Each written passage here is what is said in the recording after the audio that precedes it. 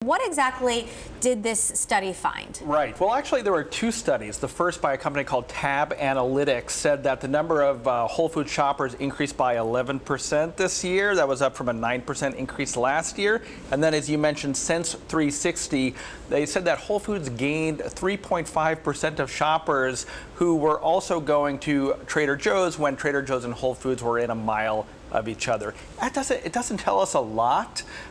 It maybe confirms what we sense anecdotally as Whole Foods shoppers, which is the stores are full. They're actually a little picked over. Maybe more of the challenge is the kind of inventory management, but certainly Amazon seems to be having some success. Let me tell you, anecdotally, Trader Joe's stores are also very full. So what has Amazon actually added to Whole Foods? I mean, we talk about the devices, but that can't be what's driving this. No, I mean, the visible stuff is less important, right? They've added the lockers. I've actually never seen anybody open those lockers. I've never seen the devices on the floor, personally. Right. In some stores, they have devices. And of course, they've integrated with Amazon Prime. So when you go and check out at Whole Foods, the first thing they ask you, yes, they're scanning your items, is, are you a Prime member?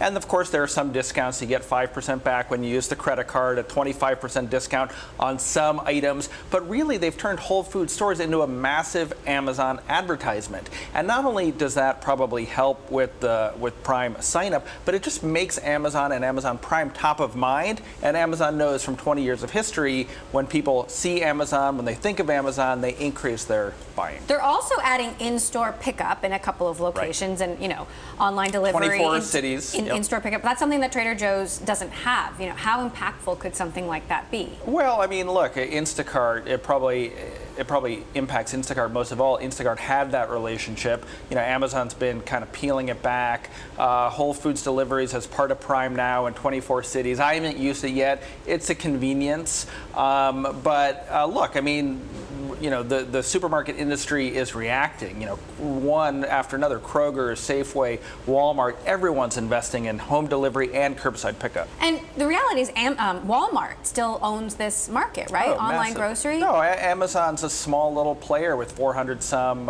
Whole Foods supermarkets.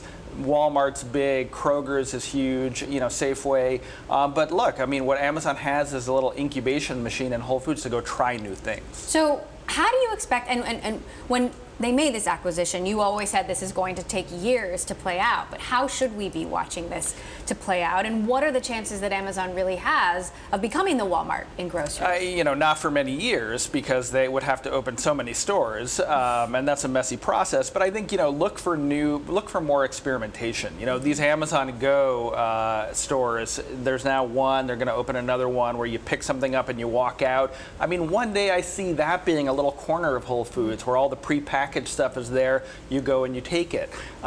Different kinds of Whole Food format stores, new Amazon payment technologies brought into the point of sale. I think these are the things that Amazon will do eventually. Right now they're working on integrating Prime into the point of sale and getting people excited about discounts, which was not a word that was normally associated with Whole Foods. And how profitable do you think grocery can become for Amazon? I mean, certain businesses like AWS have become these breakout successes. Other businesses have had much, much smaller margins. Is groceries always going to be a low margin business? I mean, I think it inherently is. From what I know about the supermarket industry, it's low margins. Of course, that doesn't bother Jeff Bezos or Amazon. They thrive in a low margin environment. And look, it also gives them these retail footprints, these physical footprints to go and do, pharmacy, which they're very interested in doing, to expanding the possibilities of these stores as showrooms for devices. Amazon has ambitions in clothing, apparel, obviously physical stores is very important for that, and so Whole Foods gives them a way to learn and to expand. And do you think the Amazon brand itself is changing the perception of it? Because Whole Foods was always, it was a bit more luxurious, wholesome foods, and Amazon is kind of the opposite. Right. Maybe known more for being a kind of economical alternative. So is your question, is Amazon changing the Whole Foods brand? Will the perception of the Amazon brand, do you think that can actually evolve in the other direction? Well, I mean, look, Amazon used to be books, right? I mean, now it's a million different things. So if Bezos has taught us anything, it's in the last 20 years, is that brands can be fungible. They can be malleable. It can stand for a lot of different things.